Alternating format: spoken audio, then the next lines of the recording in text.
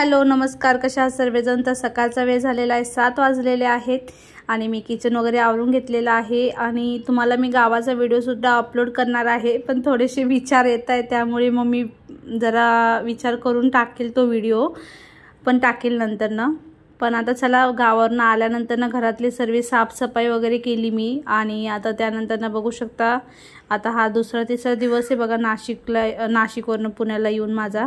आणि आता थोडं डाएट वगैरे पण मी थोडं फॉलो करणार आहे, कारण की वेट वगैरे खूपच वाढून गेलेलं आहे सध्या आता। त्यामुळे म्हटलं चला आता जरा डाएटिंग वगैरे करूया आणि मी इंटरमिटिंग फास्टिंगच करते, कारण की त्याने खूप लवकर रिझल्ट पण मिळतात आणि इझिली कोण पण ते डाएट करू शकतो बघा, आपल्या घरात जे असेल ते खाऊन पिऊन। तर आता इथं बघू शकता मी कॉफी पाणी पिणार आहे।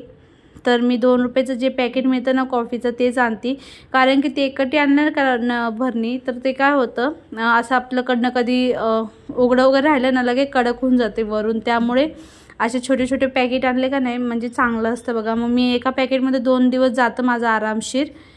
तर मी आता त्यात पाणी टाकलेलं आहे गरम, आपल्याला जेवढं झेपेल तेवढं, आणि त्यात मध टाकलेलं आहे अर्धा 1 चम्मच इतकं, आणि मिक्स करून आता आपल्याला कॉफी पिऊन घ्यायची आहे। आणि मी आता 1 ग्लास भरून पित आहे मस्तपैकी, आणि हे पिलं का नाही खूप एनर्जी येते बघा सकाळी, आणि घरातले कामंसुद्धा मस्त असे होतात फास्ट, आणि मला सुद्धा खूप फ्रेश वाटतं ते पाणी वगैरे पिऊन। आणि त्यानंतर ना बघा माझे आंघोळ वगैरे झाले, घरातले बरेच कामं होते ते सुद्धा मी आवरून घेतले। आणि त्यानंतर आता मी आरवला मस्त असं प्रोटीनसारखं नाश्ताच होऊन जाईल ते, त्याला दूध बिस्किट वगैरे दिलं नाही, तो पण मला बोलला मला केळी दूध दे, आणि त्याबरोबर मी ना गावावरून सत्तू घेऊन आलेला आहे, म्हणजे ते एक प्रोटीन पावडरच आहे, घरात बनवलेलं आहे सासूंनी, ते मला दिलं त्यांनी।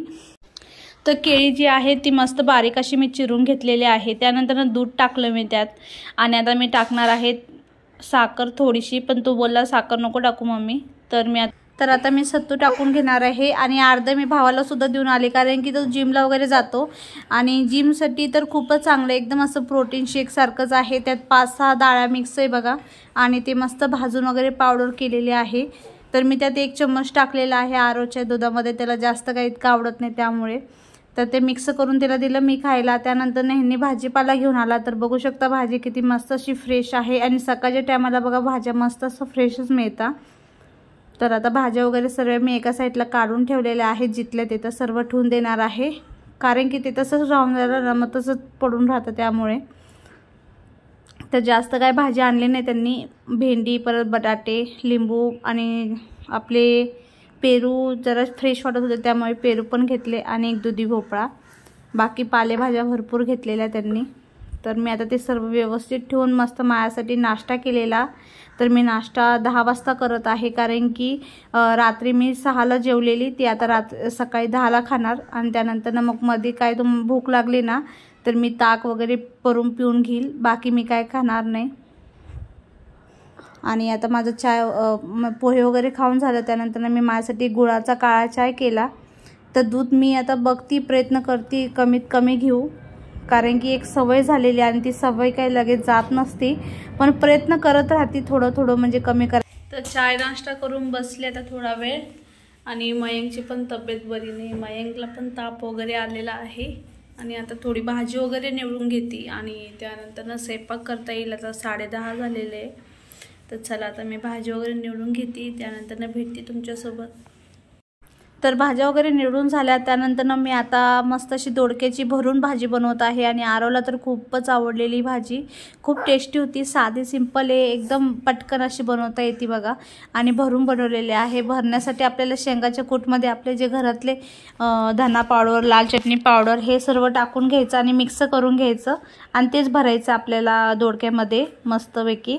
आणि मी तडक्यामध्ये टाकत आहे जिरे मोहरी, आणि त्याचबरोबर लाल चटणी पावडर थोडीशी टाकलेली आहे, आणि हळद, आणि त्यानंतर आपल्याला टोमॅटो टाकायचे आहेत, त्याला थोडेसे मॅश करून घ्यायचे, आणि थोडे मॅश झाले का नाही आपले जे दोडके भरलेले आहेत ते सुद्धा आपल्याला टाकून घ्यायचे आहेत त्यात।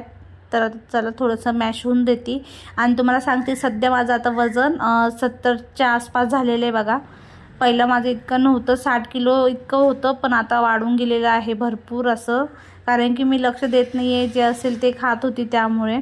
तर आता बघू फॉलो करतो, आता बघू काय कमी झालं तर मी तुम्हाला नक्की सांगेल। तर आता मी दोडके टाकून मस्त असं फिरवून घेतलेलं आहे।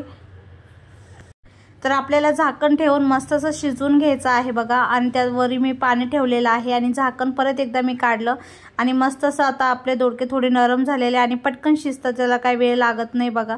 तर मस्त असं आता फिरवून घेतलेलं आहे छानपैकी। आणि तुम्हाला जेवढा रस्सा हवा आहे ना तेवढा रस्सा करा। आणि मला ही रश्श्याची भाजी करायची होती, त्यामुळे मग भरपूर असा मसाला पण होता आणि खायला सुद्धा खूप टेस्टी झालेली। आणि एकदमच पाणी टाकू नका, थोडं थोडं पाणी टाकून मस्त शिजू द्या। त्यानंतर ना पाणी अजून वाढवा तुम्ही, जेणेकरून मस्त होती बघा ग्रेव्ही वगैरे, शिजून पण जाते, मस्त लागते पण खायला।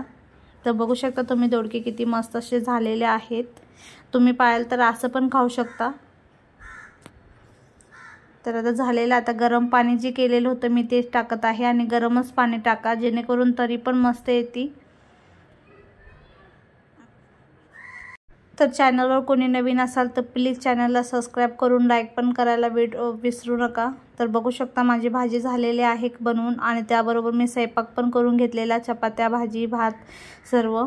आणि आता तर दुपारचं जेवण मी आता त्यांना देऊन टाकत आहे। मी तर आता जेवणार नाही, मी डायरेक्ट आता संध्याकाळी 4ला जेवणार आहे। आणि काही भूक पण नव्हती कारण की मी पोहे खाल्ले होते त्यामुळे।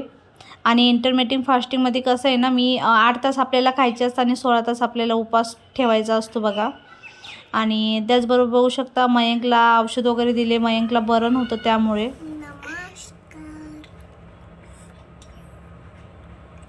तर मयंकची तब्येत खूप खराब झालेली आहे सध्या ना मयू। आता काय करायचं? तर चला मी आता व्हिडिओ एंड करते, कारण की मयंकची तब्येत खूपच खराब झाली दुपारपासून, म्हणून मला काही इच्छा पण होत नाही आहे। तर असो, आजचा व्हिडिओ कसा वाटला छोटासा नक्की सांगा। व्हिडिओ आवडला असेल तर लाईक कमेंट शेअर करायला विसरू नका। तर भेटूया उद्या एका नवीन व्हिडिओमध्ये। बाय, टेक केअर, काळजी घ्या।